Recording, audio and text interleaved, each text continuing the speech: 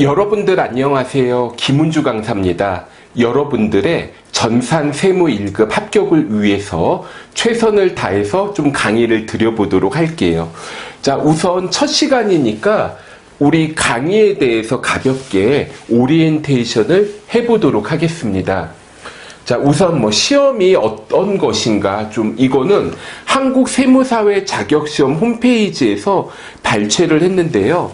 전산세무에게 실무 처리를 우리가 얼마나 잘할 수 있는지 이런 거를 평가하는 시험이다. 이렇게 보실 수 있겠습니다. 이거 읽어보실 필요는 없을 것 같아요.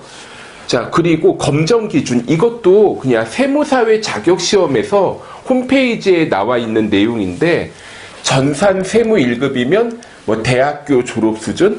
그런데 자, 여러분들 중에 혹시 학교에서 회계학과를 나오신 분들은 자, 생각을 한번 해볼게요. 4년 동안 대학교를 다니면서 회계 관련 학점을 얼마나 많이 듣습니까?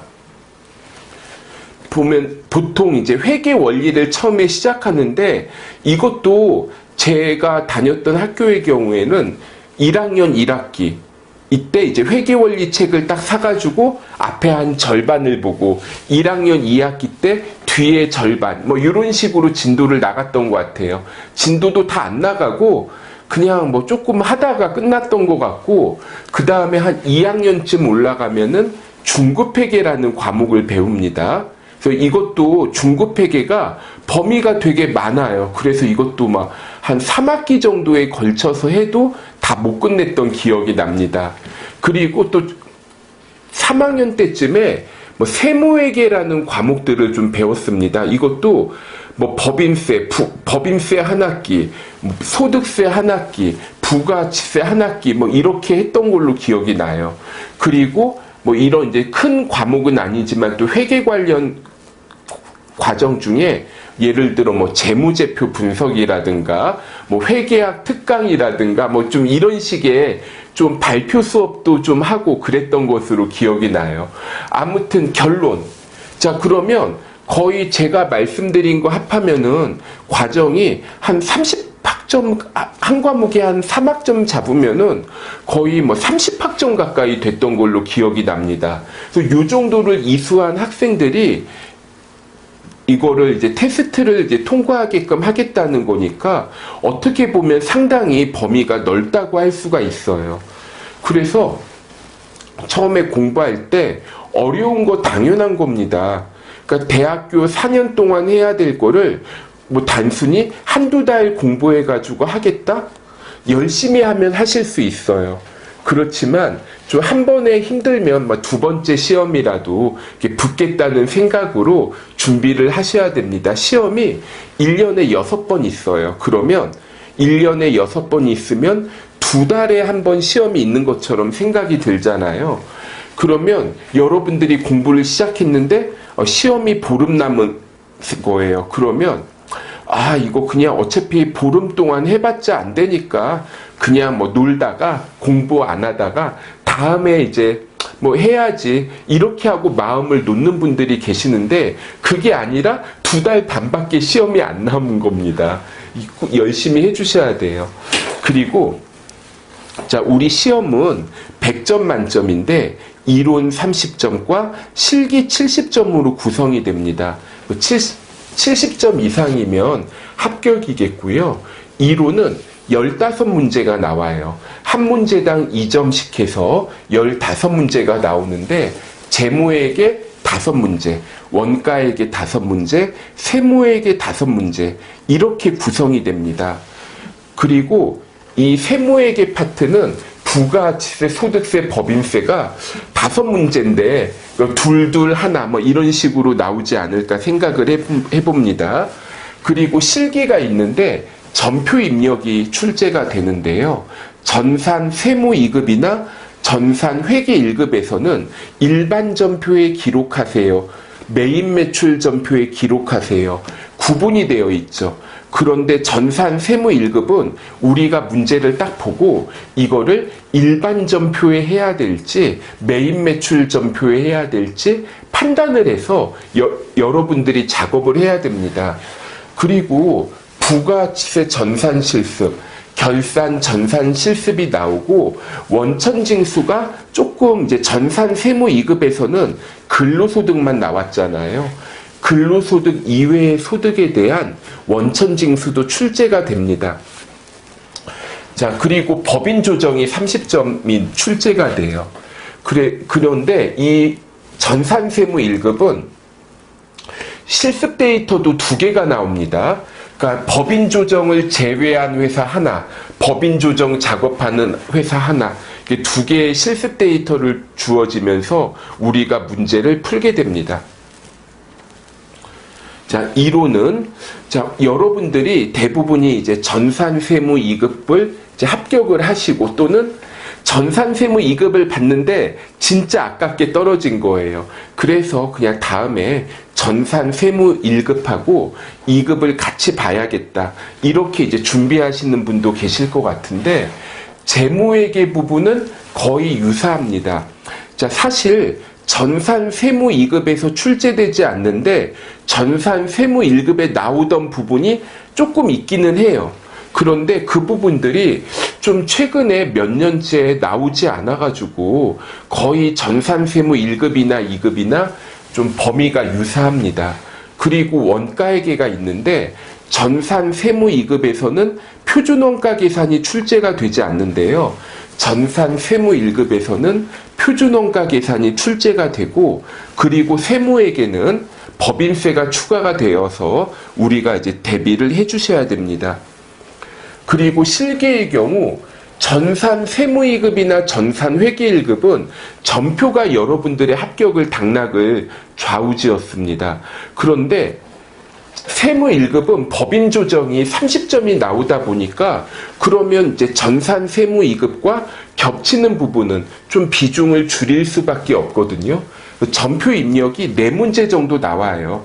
그래서 일반 전표 2문제, 메인 매출 전표 2문제, 이런 식으로 출제가 될 것 같습니다.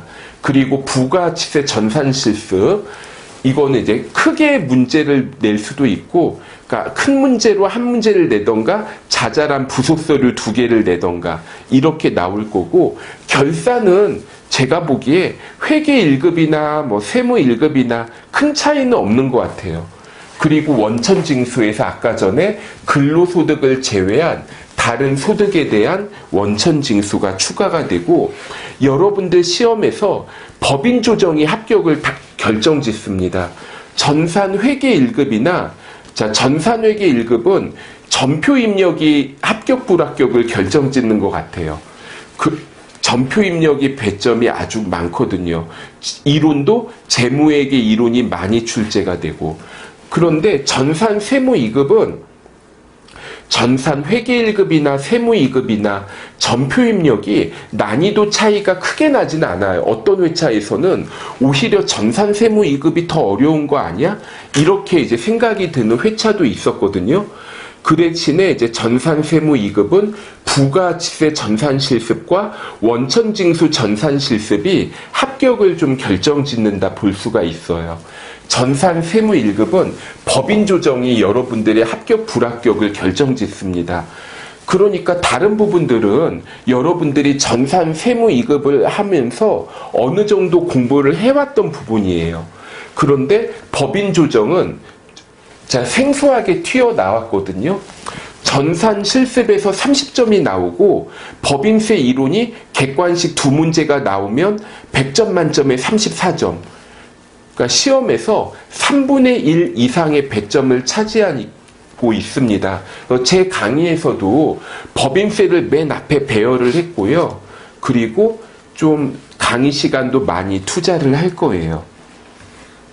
자, 합격을 위한 방법. 이거 당연한 얘기인데 여러분들이 알아요. 당연한데 그런데 또 실행을 못해서 제가 한 번 더 말씀을 드립니다. 자, 강의에 충실하십시오. 그러니까 나는 동시에 여러 가지 작업을 할 수 있어. 뭐 이런 분들 계시는데 사실 그게 아니더라고요. 그러니까 어느 하나에 집중하면서 다른 하나는 좀 주의를 기울이지 못하고 그런 경우가 많습니다. 그러니까 그냥 수업을 들을 때는 좀 만약에 PC로 수업 듣는다, 핸드폰도 저 멀리 치워두고, 그리고 이제 수업을 듣는 게 좋겠어요. 아, 하나 더. 여기 안 적었는데, 자, 제 강의가 좀 여러 곳에서 이제 서비스가 되고 있는데, 그쪽 이제 업체들이 어떻게 이제 하는지는 제가 일일이 확인은 못했습니다. 그런데 여러분들이 강의를 들을 때 PC로 강의를 듣는 방법, 모바일로 강의를 듣는 방법, 선택이 가능하다면 가급적이면 컴퓨터로 수업 듣는 게 좋아요. 전산 세무 1급, 특히 실기 부분은 좀 메뉴가 전산 세무 2급, 회계, 전산회계 이거하고 비교를 했을 때 좀 서식이 복잡하고 글씨가 좀 조그만 경우가 많아요. 핸드폰으로 보면은 잘 안 보이는 경우도 생길 수 있습니다.